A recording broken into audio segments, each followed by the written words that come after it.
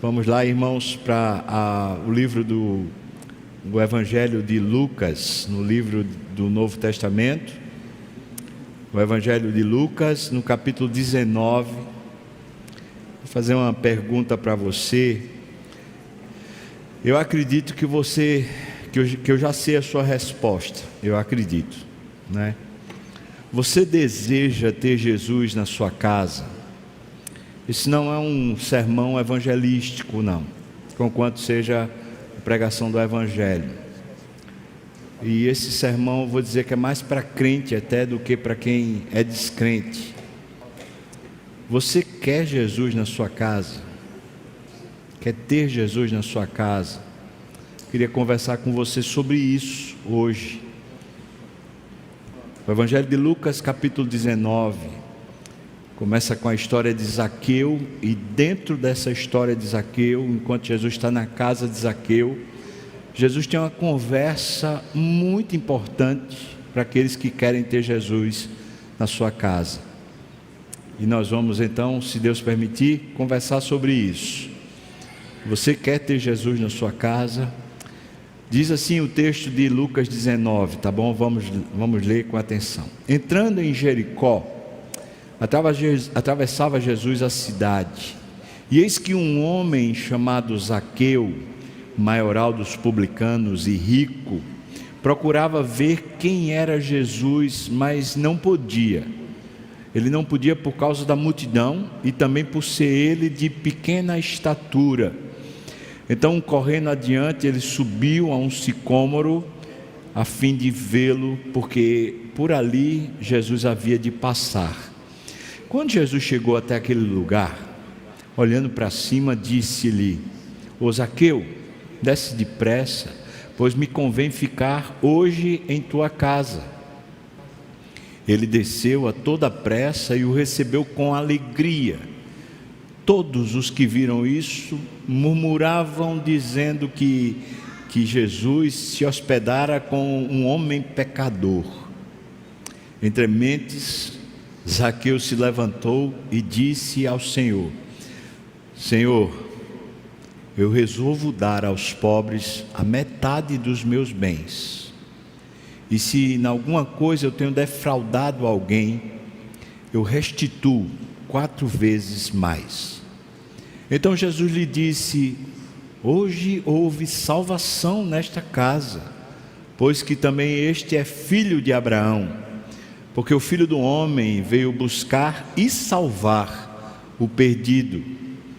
Ouvindo eles estas coisas, Jesus propôs uma parábola, visto estar perto de Jerusalém, e lhes parecer aos circunstantes, aos discípulos, lhes parecer que o reino de Deus havia de manifestar-se imediatamente.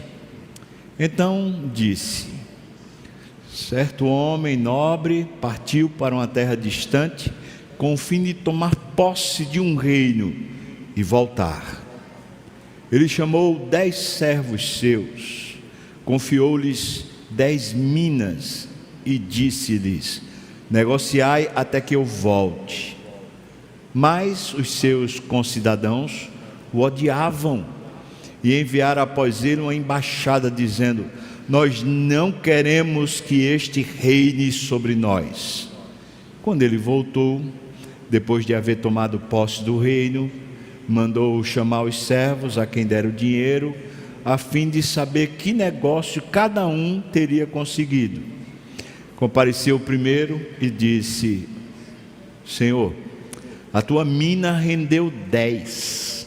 Respondeu-lhe o Senhor: muito bem, servo bom, porque foste fiel no pouco, terás autoridade sobre 10 cidades. Veio o segundo, dizendo: ó Senhor, a tua mina rendeu 5. A este disse: terás autoridade sobre 5 cidades. Veio então outro, dizendo: eis aqui, Senhor, a tua mina que eu guardei embrulhada num lenço, pois eu tive medo de ti, que és homem rigoroso, tiras o que não puseste e ceifas o que não semeaste. Respondeu-lhe: servo mau, por tua própria boca eu te condenarei. Sabias que eu sou homem rigoroso, que tiro o que não pus e ceifo o que não semeei? Por que não puseste o meu dinheiro no banco? E então, na minha vinda, eu receberia pelo menos com juros. E disse aos que o assistiam: tirai-lhe a mina e dai-a ao que tem 10. Eles ponderaram: mas o Senhor, ele já tem 10. Pois eu vos declaro: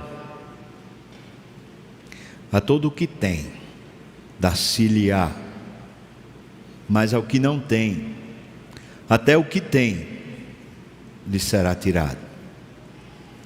Quanto, porém, a estes meus inimigos, que não quiseram que eu reinasse sobre eles, trazei-os aqui e executai-os na minha presença.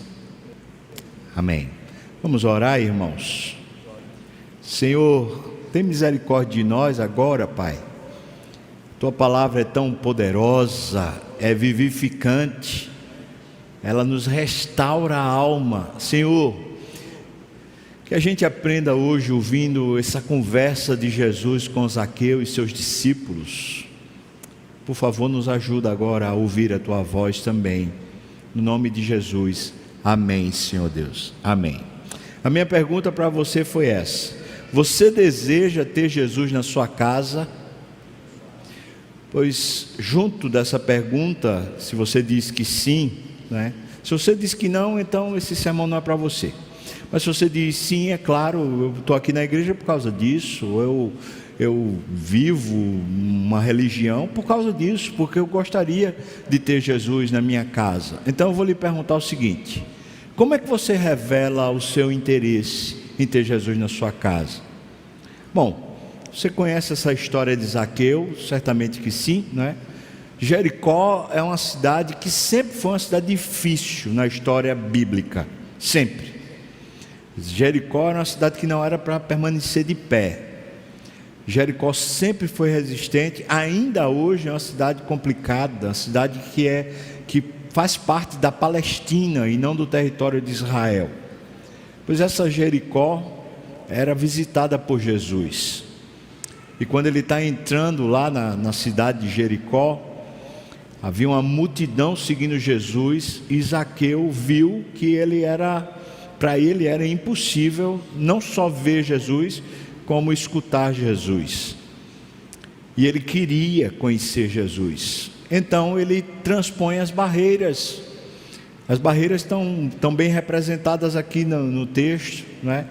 A multidão era uma barreira, o tamanho dele era uma barreira.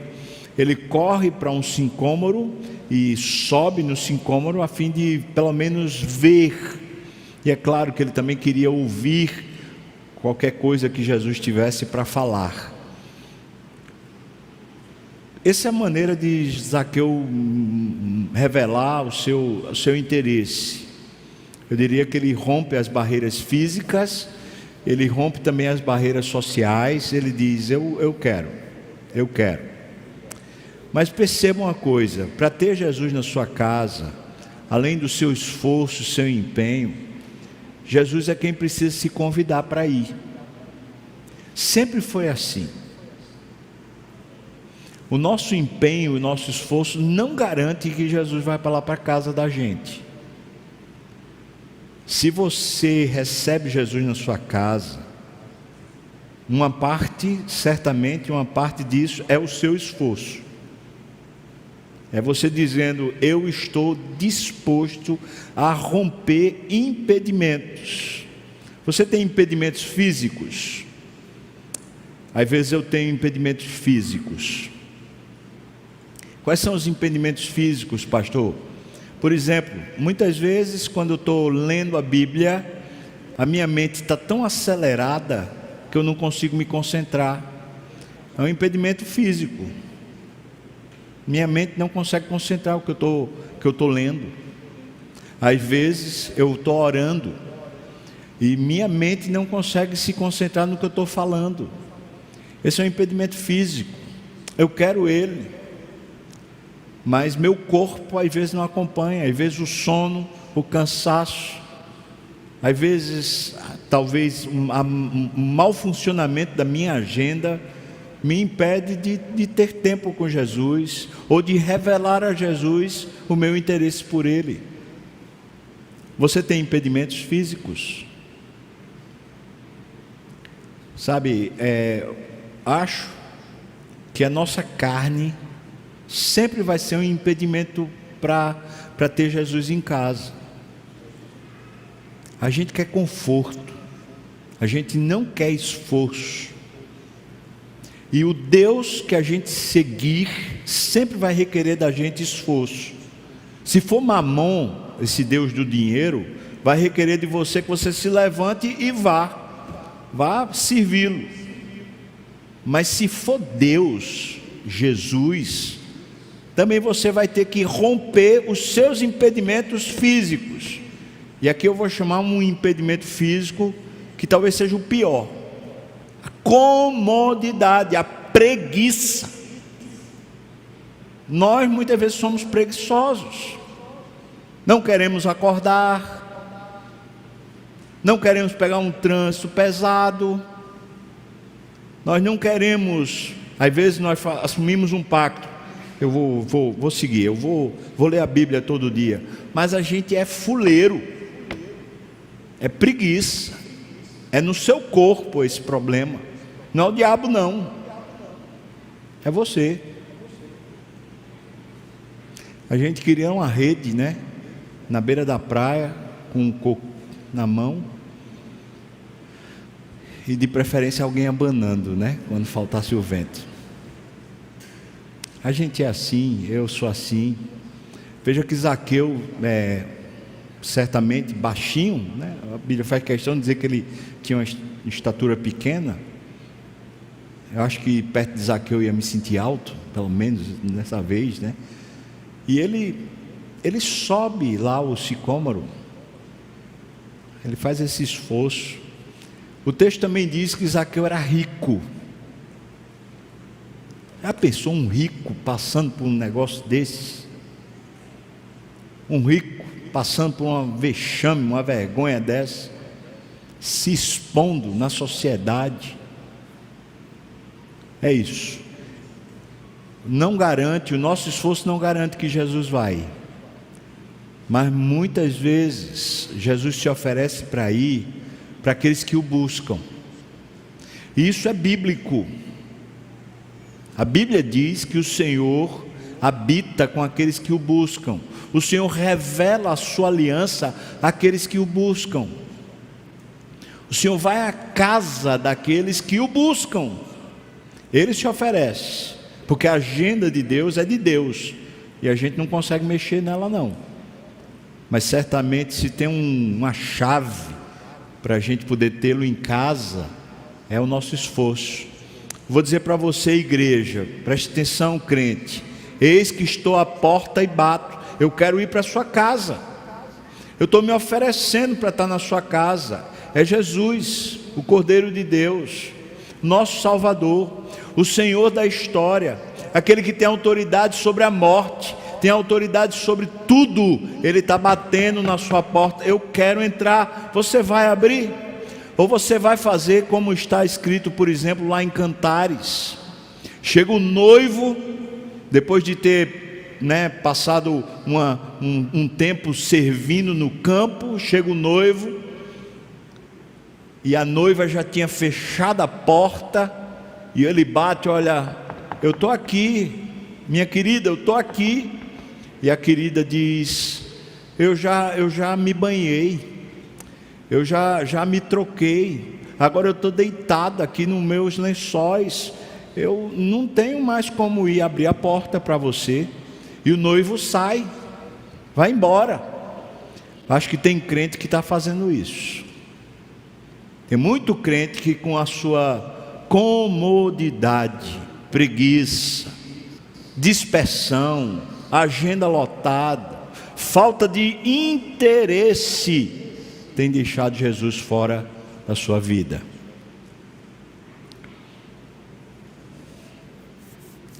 O que é que impossibilita a presença de Jesus na sua casa? Bom, eu estou partindo do pressuposto, aqui é o meu pressuposto, né? De que de repente Jesus foi já na sua casa. E se Jesus já foi na sua casa, o texto diz para nós assim: Jesus chegou para Zaqueu e fala: prepara que eu vou lá para sua casa. Zaqueu recebeu Jesus com alegria. Mas na hora que Jesus entra na casa de Zaqueu, do lado de fora tem um comentário. E o comentário é a respeito da vida de Zaqueu, da reputação que Zaqueu acumulou com a sua prática.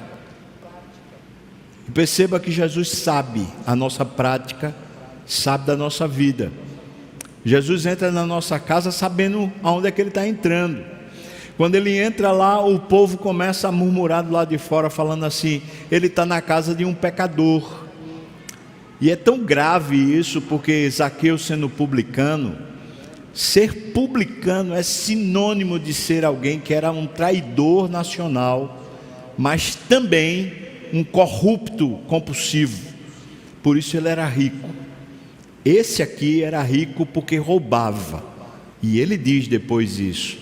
Entretanto, preste atenção: Jesus não vai permanecer numa casa onde o pecado é senhor daquela casa.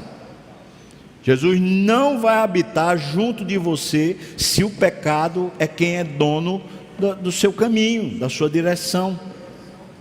É por isso que, veja, diz aqui o versículo 7, quando todo mundo murmurava dizendo que ele estava se hospedando na casa de um pecador, o versículo 8 diz: entre mentes, uma contraposição ao fato do que se fala lá fora. Zaqueu dentro de casa quer Jesus de verdade. Se Zaqueu fora de casa quer Jesus na casa dele, quando Jesus está na casa dele, ele diz: eu quero que permaneça. E eu sei qual é a condição para que Jesus permaneça, porque Jesus veio buscar e salvar o que está perdido. Jesus vai e entra na casa de qualquer moribundo, de qualquer pecador, de qualquer um que esteja perdido. Ele entra. Se você disser eu quero, ele entra. Mas preste atenção que ele não fica se a condição continuar igual. Não fica. Porque Zaqueu chegou e disse ao Senhor, veja aí o versículo 8, ele usa essa expressão, Senhor. Você sabe por que Zaqueu chama Jesus de Senhor? Por que Zaqueu não chama Jesus de mestre? Por que Zaqueu não chama Jesus de Messias? Por que não chama ele de filho de Davi? Porque ele chama Jesus de Senhor? Porque ele já entendeu que quem dominava Zaqueu até aquele dia, quem era senhor da vida de Zaqueu até aquele dia, era a riqueza, era a avareza. Repita comigo: avareza. Está fraco, vamos lá? Avareza. Você é avarento? O que é avareza, pastor? É o pirangueiro? Não é não. É mais do que o pirangueiro. O pirangueiro é só uma faceta da avareza. Sabe o que é a avareza? É a pessoa que ama o dinheiro. Então deixa eu perguntar agora que você entende qual é o conceito de avarento. Você ama o dinheiro? Você serve o dinheiro? É o dinheiro que ocupa a sua agenda de labor, de esforço, de dedicação? Jesus quer tratar isso na minha vida e na sua vida. Existem boas motivações para a gente trabalhar, mas também existem péssimas motivações para a gente trabalhar. E uma das motivações péssimas é a gente trabalhar por dinheiro. Opa, mas se eu não trabalhar por dinheiro, como é que eu vou pagar minhas contas? Eu vou trabalhar pelo quê? Por amor? Por vocação? Eu vou trabalhar para quê? Para a glória de Deus? Não, eu trabalho para pagar a conta. Amém, irmão? Eu trabalho para poder dar um sustento para minha casa. Amém, irmão? Eu trabalho para que minha família tenha algum grau de conforto. Amém, irmão? Eu trabalho para que meus filhos estudem num colégio. Eu trabalho para pagar o plano de saúde. Eu trabalho para poder pagar o aluguel, pagar a internet, pagar, sei lá, uma televisão. É para isso que eu trabalho. Pois, sabe o que é que acontece? Na hora que Jesus entra naquela casa, a turma está falando lá, ele entrou na casa de um avarento, ele entrou na casa de um corrupto, de um cara que ama o dinheiro e é um traidor nacional, publicano. Jesus chega lá, entre mentes, para que Jesus permaneça. Zaqueu diz: Senhor, eu estou escolhendo outro Senhor na minha vida. Eu não vou mais servir o dinheiro, não.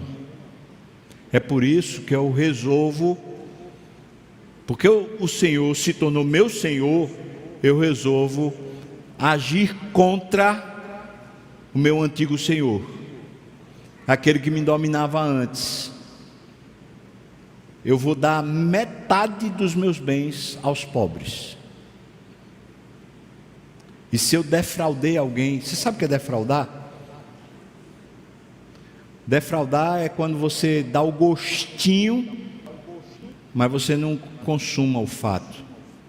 Por exemplo, a sensualidade, seja no homem, seja na mulher. A sensualidade é a pessoa dando um gostinho para quem estiver assistindo, mas não vai se consumar o fato,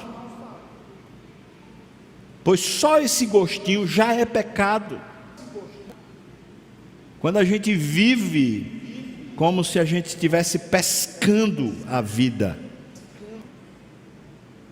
pois ele está dizendo: se eu defraudei, se eu enganei, se eu fiz de conta que alguém ia ser beneficiado por mim e não foi beneficiado por mim, se eu fingi que eu tinha um compromisso com alguém, a pessoa ficou esperando, mas eu traí a pessoa, eu não fui realmente comprometido com ela, se eu deixei alguém pelo caminho, enquanto eu estava buscando os meus próprios interesses, eu fingia que me importava, mas na verdade eu não me importava, eu resolvo, veja o que ele diz: se eu tenho defraudado alguém, eu restituo 4 vezes mais. Eu me comprometo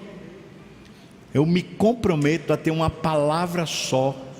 Eu me comprometo a partir de agora a ser fiel a tudo que eu disser que eu participo, que eu quero, que eu estou. Eu me comprometo. Sabe por quê? Porque se Jesus é o nosso Senhor, Ele se torna Senhor das nossas práticas, se torna Senhor das nossas agendas, Ele se torna Senhor dos nossos recursos, sejam de que ordem for. São recursos financeiros, Jesus passa a ser Senhor. São recursos mentais, recursos de capacidades, recursos familiares, pessoais, Deus se torna Senhor de absolutamente tudo. Amém, irmão? Você quer continuar tendo Jesus na sua casa? Pois eu vou dizer para você: o que impossibilita Jesus de permanecer na nossa casa é quando a gente é um fake news.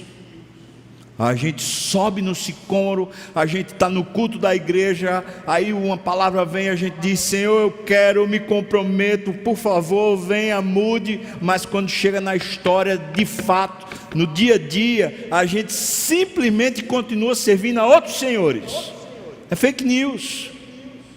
Jesus não vai ficar na sua casa, esqueça. Irmão, não adianta você se tornar membro de uma igreja, não adianta você participar de cultos, se você realmente não quer Jesus na sua casa. Mas se Ele for na sua casa, é preciso que lá na sua casa Ele assuma o senhorio, porque esse certamente será sempre o custo de ter Jesus na sua casa. Quando Zaqueu diz isso para Jesus, Jesus diz direto para Zaqueu: Hoje houve salvação nesta casa, pois que também este é filho de Abraão. Você sabe por que Jesus usa essa expressão, filho de Abraão? Porque todo mundo que está do lado de fora e que está dentro da casa, olha para Zaqueu como se Zaqueu fosse simplesmente um bastardo, um que não pertence, um que não está na família. Por quê? Porque ele era uma cobra mesmo, uma cobra daquelas peçonhentas. Mas aí, o que é que acontece? Ele diz, agora você faz parte da família. Por quê? Porque eu lhe salvei. Agora você tem uma nova identidade, você tem uma nova família, tem um novo pertencimento. E aí ele diz, o Filho do Homem veio buscar e salvar o que estava perdido. Então vamos lá, vamos tratar a partir de agora sobre a conversa que ficou na mesa.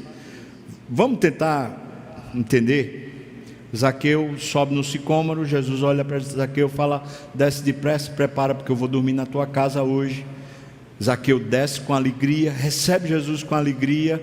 Quando ele chega lá, de alguma maneira se sabe que lá fora está dizendo, Jesus está na casa de um pecador.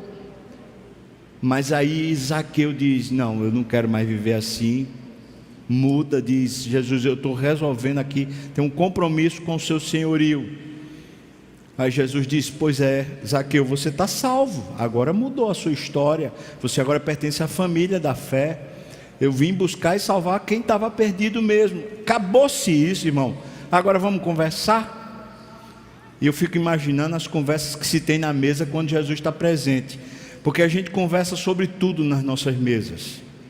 Eu estou falando de crente agora, eu não estou falando de descrente não, porque descrente tem muita coisa que conversar, mas nada pertence a Deus nas suas conversas. Mas agora eu estou falando com crente, nas nossas conversas como crente. Eu estou falando nas suas conversas lá no seu trabalho, nas suas conversas na sua casa, com seus familiares, com o WhatsApp, com o Facebook, com rede social. As suas conversas, se Jesus estiver à mesa com você. Quais são? Quais são os assuntos que dominam a sua mente e dominam a sua conversa? Pois Jesus, é interessante isso, né? Jesus poderia começar a conversar com Zaqueu, por exemplo, sobre mercado financeiro. Zaqueu, você tem investimentos? Como é que você faz a gestão dos seus negócios? Quão rico você é, Zaqueu? Será que você poderia investir agora? Eu estou aqui com os meus discípulos, estou pensando aqui em fazer uma fundação de uma igreja, estou pensando em fazer algum negócio interessante para Deus. Zaqueu, como é que você organiza a sua gestão financeira? Talvez esse fosse o assunto mais palpitante para Zaqueu. Zaqueu tinha vivido a vida dele toda em cima de dinheiro. Isso dominava o coração de Zaqueu, mas Jesus, em vez de falar sobre isso, ele quer falar com todos. Então Jesus conta uma parábola. E a parábola não é só para quem está lá na mesa, mas é incluindo todo Israel. Ele fala desse Senhor que resolveu tomar um reino. Mas na hora que ele vai tomar o reino, que é dele, ele deixa responsáveis pelas minas, por dinheiro, por recursos. Ele deixa responsáveis. E os responsáveis na história são servos. Você percebeu? Os responsáveis na história não são concidadãos, conquanto sejam também. Mas o que caracteriza eles não é que eles são cidadãos. O que os caracteriza na narrativa de Jesus são servos. Então ele diz para os servos: está aqui os recursos, administrem, enquanto eu vou tomar posse do reino, e depois que eu tomar posse do reino, eu volto.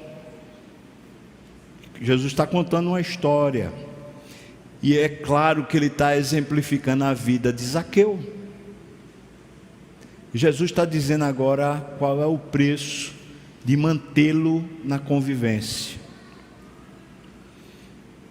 Jesus está dizendo: fisicamente eu não vou estar com você mais não, Zaqueu. Amanhã de manhã eu tenho que seguir a agenda do Espírito, eu vou ter que estar em outro lugar. Mas você quer minha presença continuada na sua vida? Pois agora, eu estou deixando com você o dinheiro que você tem. Você está me ouvindo, irmão? Alô? Jesus tomou posse do dinheiro de Zaqueu. Ah, miserável, não é não? O que é que você acha? Zaqueu disse assim, veja, presta atenção. Zaqueu disse para Jesus: metade do que eu tenho eu vou distribuir com os pobres. Se eu defraudei alguém, ou seja, se eu prometi e me comprometi com alguma causa e fui farrapeiro, eu agora estou me tornando uma pessoa responsável. Agora o que eu me comprometer, eu vou executar. Jesus falou: que bênção, houve salvação. Oh, que bênção. Agora vamos fazer o seguinte, Zaqueu. Os outros 50%, que agora você diz que é seu, porque você limpou o seu dinheiro. Amém, irmão? Lavou o dinheiro na presença de Jesus, ou não? Lavou, mas era rico. Ainda ficou 50% na conta, ou não ficou? Faça as contas aí comigo. O que é que você acha? Jesus está dizendo assim: agora eu vou lhe dar esses 50%. Ele tomou posse. Jesus tomou posse dos 50% de Zaqueu. Eu vou sair fisicamente da sua vida, mas viva com esses 50% para me honrar, porque daqui a pouco eu volto. E quando eu voltar, eu vou querer saber do que é meu. O que era de Jesus na casa de Zaqueu? Se ele se tornou Senhor, tudo, absolutamente tudo na vida de Zaqueu era dele. Então os 50% que tiver agora na sua mão, Zaqueu, você tem que me prestar conta, tá bom assim? Eu vou tomar posse do reino e depois eu volto. Aí veja que o texto diz para a gente assim: Jesus resolveu ter essa conversa porque para os circunstantes parecia, e veja que ele coloca no plural aí, os circunstantes aqui são os discípulos, parecia que estava próximo à chegada do reino de Deus. Os discípulos convivem mais com Jesus e eles entendiam de uma forma equivocada a ideia do reino.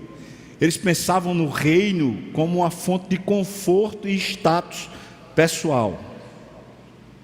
Mas o reino de Deus é o controle de Deus sobre tudo na nossa vida. É viver consagrado e dedicado a Deus, deixando que Ele governe tudo. Isso é o reino de Deus. Então Jesus quer contar essa história para que os discípulos aprendam. E agora os discípulos entendam como é que Zaqueu vai viver. E é claro que Zaqueu está aprendendo agora como é que ele vai viver. Na parábola, na história que Jesus conta, um servo recebeu e começou a negociar. Não é interessante que essa história de Zaqueu tem muito a ver com o labor, com o trabalho, com o esforço, com o que ocupa a nossa agenda e o nosso recurso? Eles negociaram. O primeiro negociou e ganhou 10. De quem eram as 10 que ele tinha ganho? Hein, irmãos? Alô? Está aqui comigo? Não. De quem era aquelas 10 que ele tinha ganho? Era do servo ou era de Jesus? Era de Jesus. E Jesus, quando volta, diz assim: e aí, fez o que com que eu lhe dei? Ele diz: eu multipliquei para o Senhor. Ele disse: que bênção. Então vamos fazer o seguinte: você foi fiel no pouco, eu vou dar mais. Agora são 10 cidades. Porque 10 cidades é para a glória de Deus e não para o status de vocês. Os discípulos queriam tomar um reino físico onde eles se tornassem donos de cidades. E Jesus está dizendo: vamos caminhar? Se você, com essas coisinhas poucas que você tem na sua mão, você começar a consagrar a Deus e viver para Deus com os recursos que você tem, eu posso lhe dar mais. Eu posso até realizar os sonhos que você tem no seu coração, mas aprenda a começar a glorificar a Deus e se alegrar em Deus com essa conta que você tem na sua mão. Aprenda a pegar, é 50 reais que tem, esses 50 reais não lhe pertencem. É um emprego que você trabalha de sol a sol, trabalha só um condenado e ganha muito pouco, mas esse pouco é para Deus. Ou não? Se é, vai chegar um dia do próprio Jesus comparecer perante você depois de ter tomado o reino. Isso aqui tem um duplo sentido. O primeiro sentido é o sentido da parousia de Jesus na volta dele, quando ele vem em glória, já com o poder de todo o seu reino, e agora esse reino espiritual se tornará um reino físico também. Mas pela parábola, Jesus não está falando da parousia não, ele não está falando da segunda vinda dele não. Pela parábola, Jesus está falando da sua morte e ressurreição. Está falando assim: eu vou vencer meus inimigos. Quem são os inimigos de Jesus? Nosso pecado, o diabo, o inferno e o mundo. E ele venceu todos, ou não? Claro que ele venceu. Então o que Jesus está contando aqui é dizendo assim: olha, eu estou aqui agora, eu vou tomar posse do meu reino, depois eu venho saber de vocês o que é que vocês estão fazendo com o que eu dei para vocês. Queria que a gente entendesse o seguinte: cada culto que a gente vive, cada momento que alguém chega e pergunta como é que você está, cada vez que alguém pergunta para você o que é que você está fazendo da sua vida, ou cobra de você, por exemplo, vamos supor, vou só dar um exemplo, vamos supor que você chegou e disse assim: Deus, eu me comprometi para estar no discipulado toda segunda-feira, e aí começou a farrapar. Aí chega uma pessoa, qualquer um irmão, um amigo, uma pessoa que estava junto de você, fala assim: rapaz, cadê tu que está farrapando? Sabe quem é que está falando com você, irmão? Sabe quem é que está passando na sua cara o seu compromisso? É Jesus voltando da guerra. É Jesus dizendo assim: eu fui vitorioso. Você está fazendo o que com o que eu lhe dei? Cadê o seu compromisso? Cadê o seu comprometimento? Cadê os seus recursos no altar? Cadê o que você tem à disposição de Jesus? Cadê?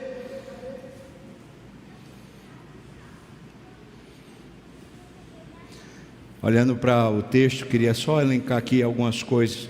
Versículo 13, veja: chamou 10 servos seus, confiou-lhes 10 minas e disse-lhes: negociai até que eu volte. Essa aqui é a vida do crente. Nada nos pertence, e o que a gente está administrando agora é para prestar conta depois. Tudo: sua família, sua esposa, seu marido, seus filhos, seu dinheiro, seu emprego, seu ministério, seus talentos, sua alma, tudo. Vá lá, viva. Esse é o custo para ter Jesus na sua casa. Se não esqueça, irmão, definitivamente Jesus não está entre nós, nem está na sua casa. Versículo 14 diz: os concidadãos, veja que ele fala assim, os concidadãos odiavam Jesus, e aí eles dizem assim: não queremos que este reine sobre nós. O custo é que o sistema todo do mundo, preste bem atenção nisso, o sistema todo do mundo só funciona para você viver comodamente. O que o mundo faz o tempo todo é oferecer para você uma proposta de viver no comodismo, como se você fosse o Senhor. O mundo está dizendo para você o tempo todo: não quero que Jesus reine sobre você. E a preguiça se alia ao mundo, o comodismo se liga ao mundo, dizendo para você: rapaz, não preciso não precisa fazer isso tudo não, para que tanto esforço? Não precisa desse radicalismo todo não.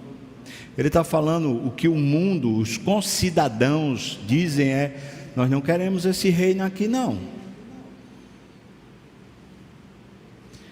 O versículo 17 diz, Jesus, fala para ele: muito bem, servo bom, foste fiel no pouco, terás autoridade sobre 10 cidades. O custo é esse, e a bênção também é essa. É que Jesus, à medida que prova você, avalia você, cobra de você, pergunta para você: como é que você está? Você está firme? Você continua fiel? Você continua comprometido? Você está usando os meus recursos para me glorificar? Ou você está usando os meus recursos para se glorificar? Bom, se você for fiel, deixa eu dizer uma coisa para você: eu tenho um novo caminho para você, eu tenho um novo processo para você. Esse é o progresso da vida espiritual. É que a gente está num desafio agora. Meu desafio espiritual está num patamar agora. Se eu for aprovado nesse patamar, pode ter certeza que virá outro patamar para mim, para a sua vida também. Nós estamos aqui para que o reino de Deus venha, irmãos. Não estamos aqui para construir o nosso reino. Verdade ou não? Será que é possível o crente desistir? Estou falando desistir emocionalmente, desistir de ter patrimônio, desistir de ter riqueza. Eu estou falando emocionalmente. Não é pecado você ter patrimônio, não é pecado você ter recurso, mas é pecado você viver para isso.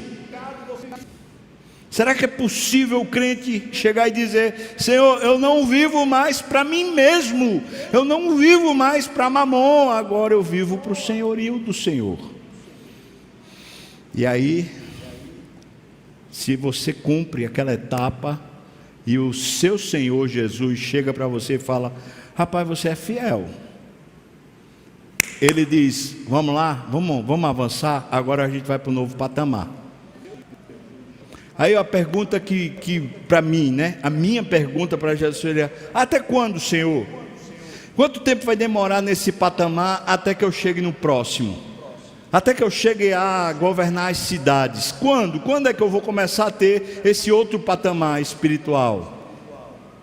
Quando você for aprovado. E tem alguns de nós que passa pela aprovação e não é aprovado, e continua no mesmo patamar, e Jesus vai ensinando, mas você passa pela aprovação e não é aprovado de novo. Por quê? Porque não tem comprometimento real com Jesus.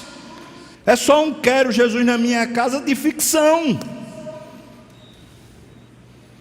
Mas se você tem compromisso com Jesus, preste atenção, deixe Ele ser Senhor das suas emoções, deixe Ele ser Senhor do seu dinheiro, deixe Ele ser Senhor de toda a sua história, em todas as áreas. A criação dos filhos, quem é o Senhor da criação dos filhos? Quem é o Senhor dos nossos filhos? Quem é o Senhor da nossa renda? Quem é o Senhor da nossa história? Quem é que governa a nossa história?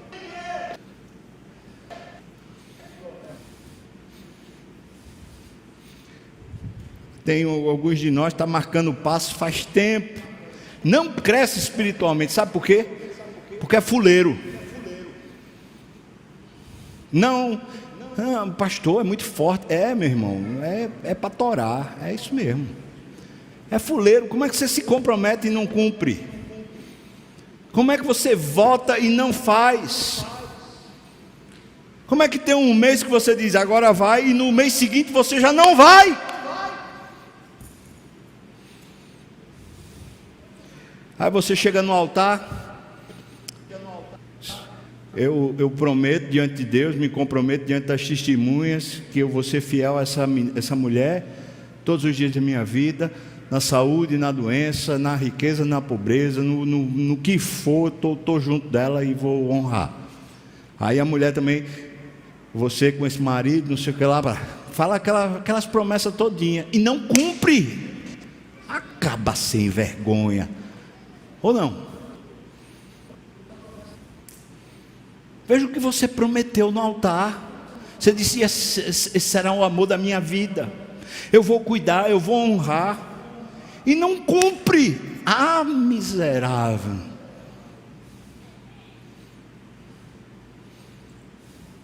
Aí fica com um casamento patinando, não vai para canto nenhum, não cresce. Por que não cresce?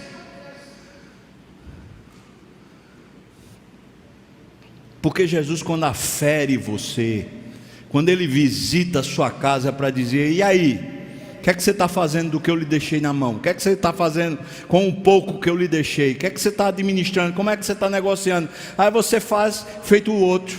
Veja aí o texto seguinte, veja o que ele diz aqui, no versículo 20, né? Veja o versículo 20, diz assim: então veio o outro dizendo: eis aqui, Senhor, a tua mina que eu guardei embrulhada num lenço. Veja o que ele diz: tive medo de ti. Eu pergunto para você, esse cara viveu com Jesus? Esse cara teve Jesus na sua casa? Esse que teve medo de Jesus? E ele fala: você é um homem rigoroso, tiras o que não puseste, ceifas o que não semeaste. Irmãos, essa pessoa aqui conheceu Jesus? Conheceu não. Esse aqui fez de conta. Fez de conta. Disse que Jesus ia ser o seu Senhor, mas na verdade ele nunca viveu para Jesus. Nunca. Veja que o versículo 22 ele diz: servo mau, presta atenção, pela tua própria boca te condenarei.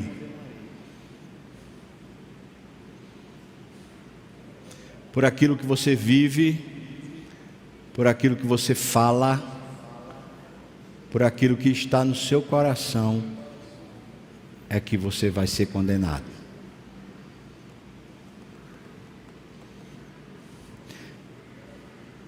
O versículo 26 diz: eu vos declaro, todo o que tem, dar-se-lhe-á, mas ao que não tem, o que tem, lhe será tirado. Tem muito crente que está perdendo até o que tem. Aí começa a virar um náufrago na fé, um apóstata, um vazio, uma pessoa que diz que crê, mas não vive mais nada, não participa mais de nada, não sente mais nada, não tem alegria mais nenhuma em Deus. Porque Jesus vai fazendo aferição na nossa vida, irmão. Vez por outra ele comparece junto de você e pergunta: como é que você está? Vez por outra ele pergunta assim: o que é que você está fazendo desse dinheiro que eu lhe dei?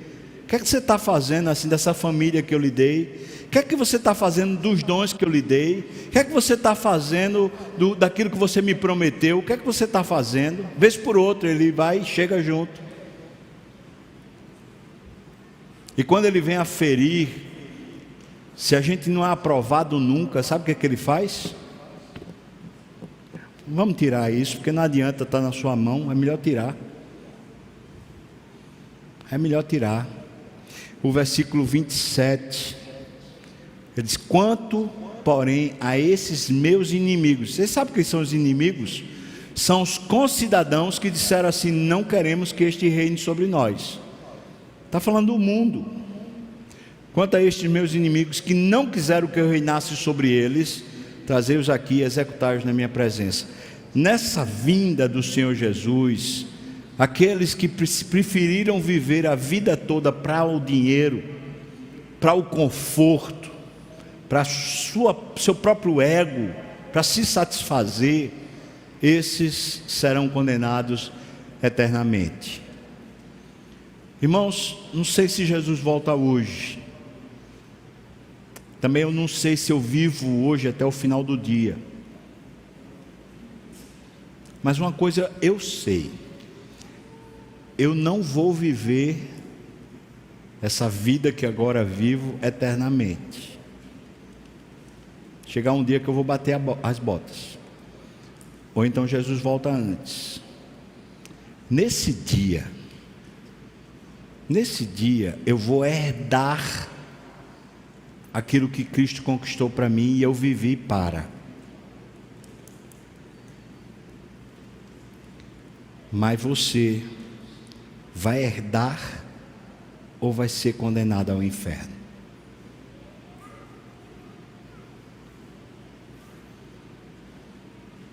O custo é esse.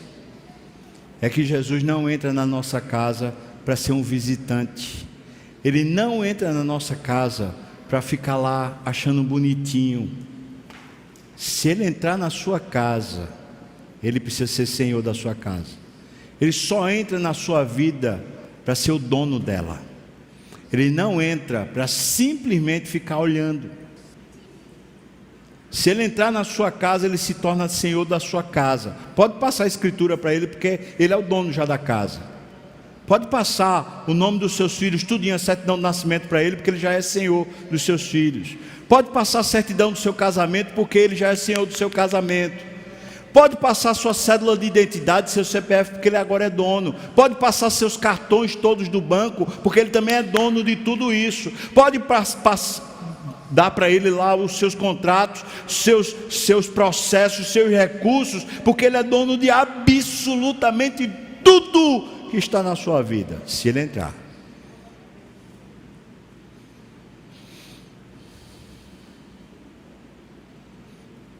Alguns crentes estão deixando Jesus de fora. Diz que estou à porta e bato. Se alguém abrir, eu entro. Aí a gente conversa.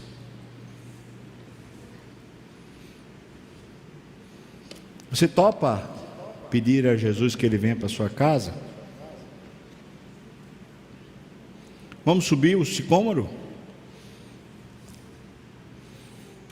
Vamos começar a nos dedicar? Romper as barreiras, a preguiça, o medo, o comodismo. Vamos romper? Vamos dizer: Jesus, eu quero o Senhor na minha casa. Eu quero. Você quer, irmão? Hein, irmã? Esse é Jesus, maravilhoso. Ele é conselheiro, ele é Deus forte, ele é o Pai da eternidade, ele é o príncipe da paz. Esse é Jesus. Ele chega para pôr ordem na sua história, pôr ordem na sua vida, mas ele não vai ficar olhando. Ele é dono de tudo que há, e se ele entra na sua casa, ele se assenhora de tudo, absolutamente tudo. Pois se você quer ele na sua casa, está na hora de você dizer: eu quero de verdade. Eu quero de verdade. Eu não quero só no culto, não. Eu quero na minha casa, na minha história. Quero viver para o Senhor. Você quer, irmão? Irmã, você quer? Vamos orar? O pessoal do louvor pode vir para cá. Eu vou orar aqui. Depois a gente tem escola dominical. Graças a Deus, que bênção.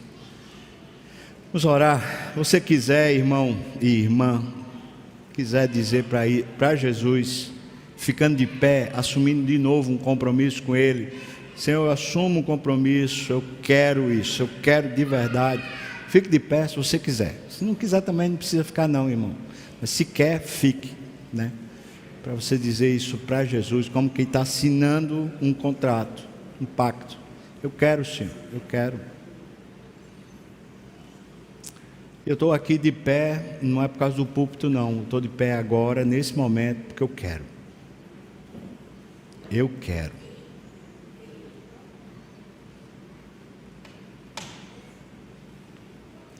Não a nós, Senhor, não a nós, mas ao Teu nome, Senhor, por misericórdia, por bondade, ao Teu nome, dá glória na nossa vida, Deus.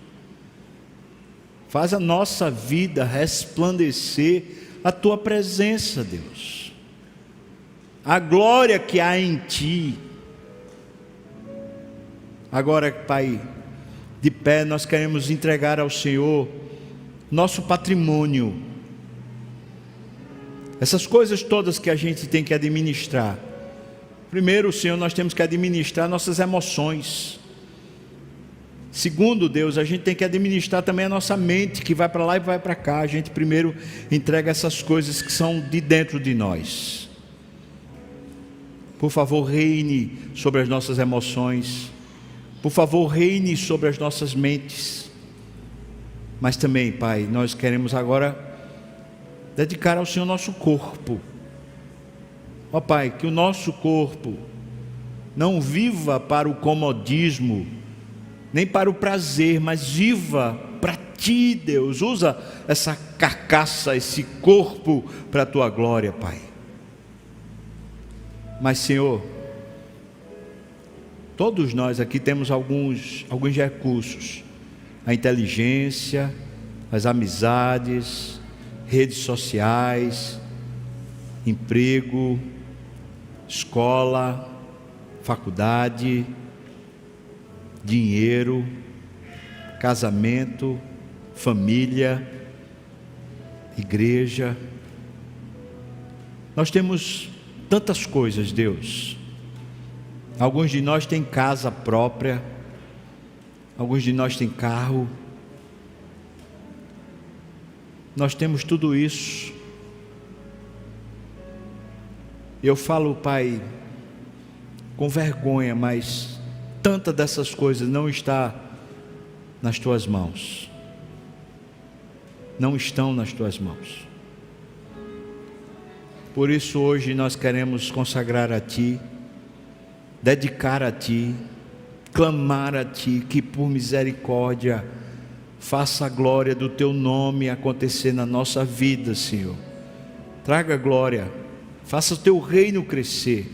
Senhor, eu consagro junto com o Teu povo, eu consagro cada irmão e irmã que está de pé aqui diante do Teu altar.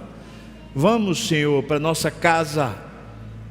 Por misericórdia, entra, Senhor, ceia conosco, conversa conosco, muda as nossas conversas, muda os nossos diálogos, muda, Senhor Deus, as nossas convicções, muda as nossas emoções, muda tudo dentro de nós, organiza a nossa história, Pai.